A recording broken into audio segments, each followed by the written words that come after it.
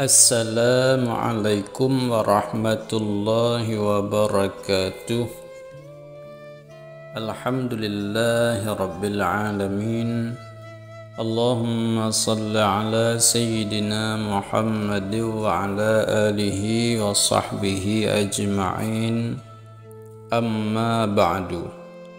Sahabatku semuanya, semoga selalu di dalam rahmat, kasih sayang serta taufik dan hidayahnya Allah subhanahu wa ta'ala. Amin ya rabbal alamin.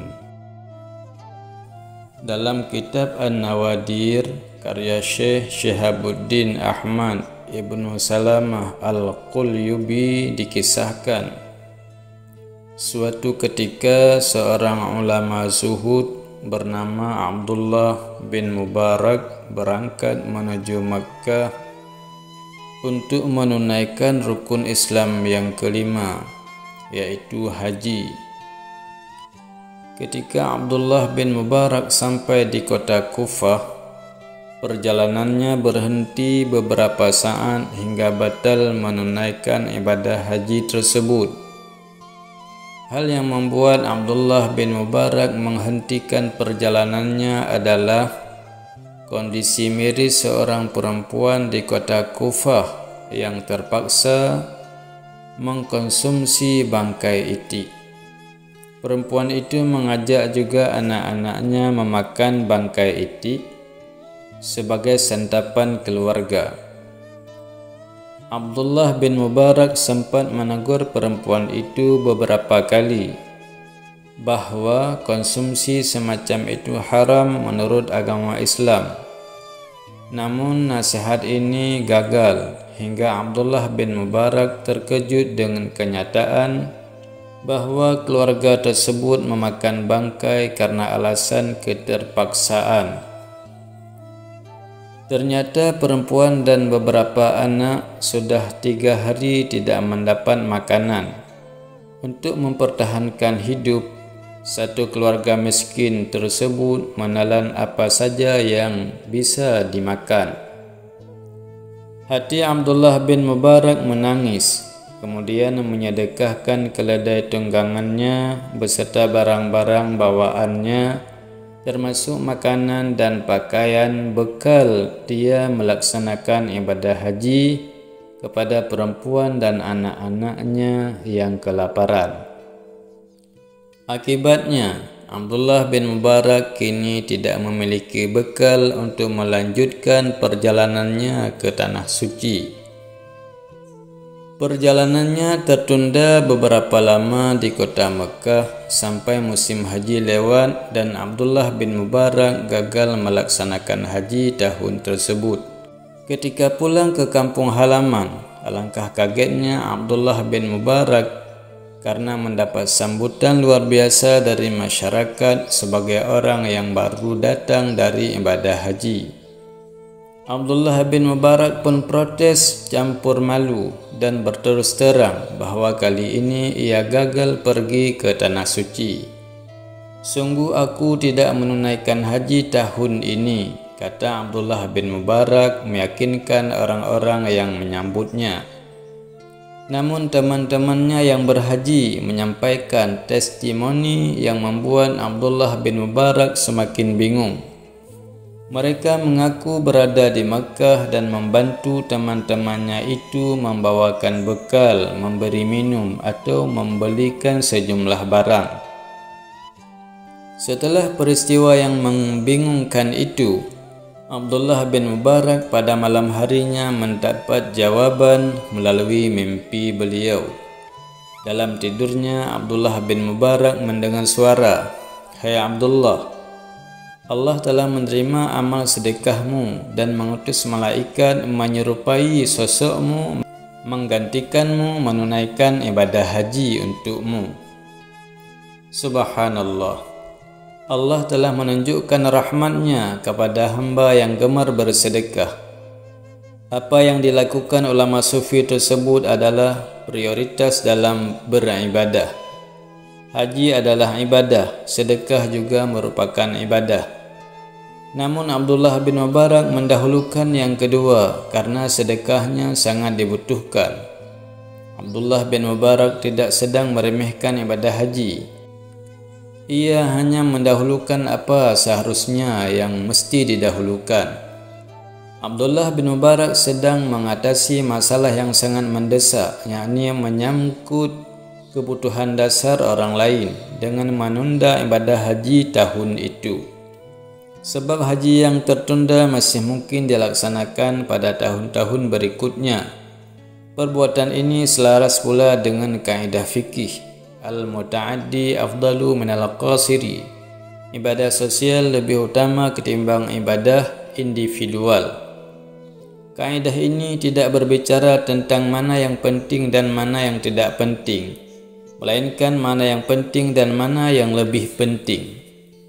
Dalam fikih, prioritas al-fikhi al-awlawi, derajat urgensi suatu ibadah bervariasi, yaitu satu lebih utama daripada yang lainnya. Sebagaimana ketika orang harus memilih sesuatu yang mengandung madaratnya lebih kecil daripada madaratnya yang lebih besar. Kisah tersebut juga memberikan pelajaran bagi kita semua untuk tidak terlalu larut dalam kesedihan ketika belum mampu berangkat haji karena keterbatasan ekonomi atau halangan lainnya.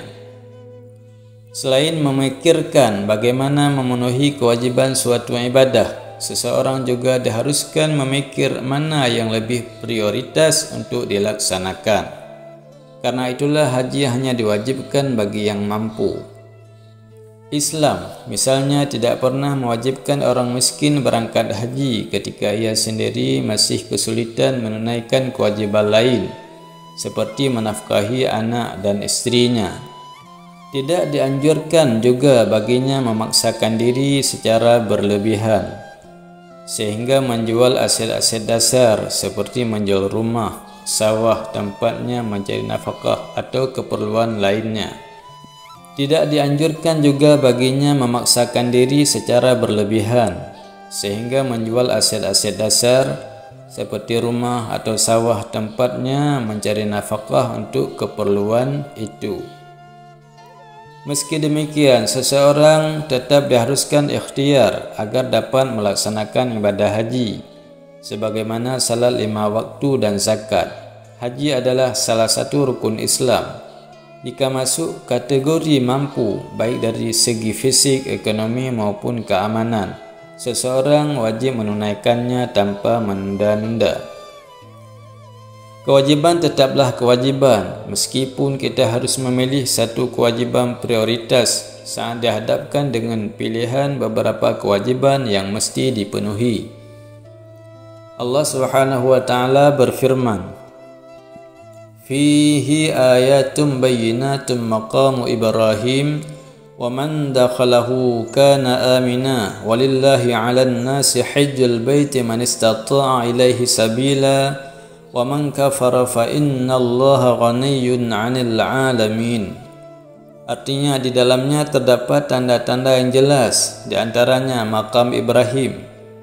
Siapa yang memasukinya Baitullah maka amanlah dia.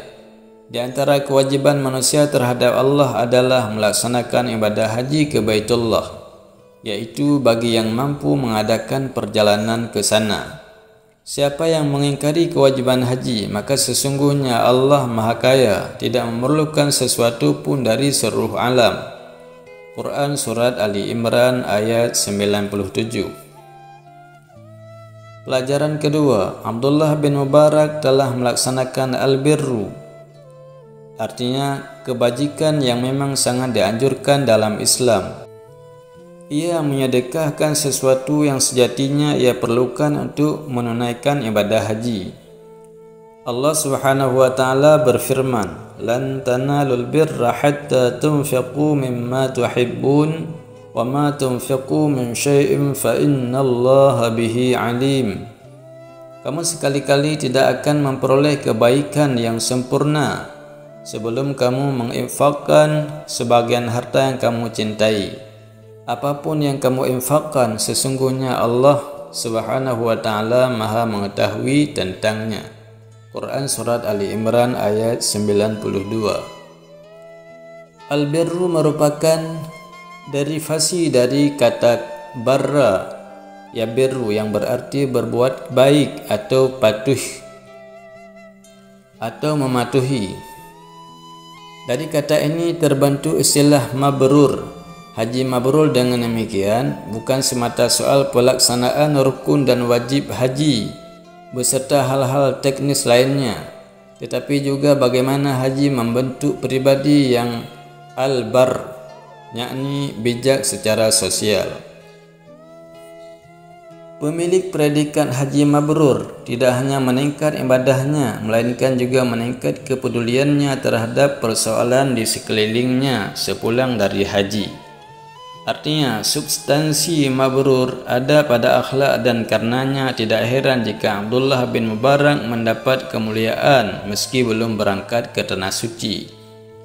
Karena rasa kemanusiaan dan kepedulian sosialnya yang sangat tinggi.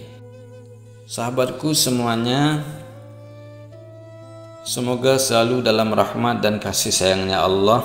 Demikianlah kisah Ibnu Al-Mubarak.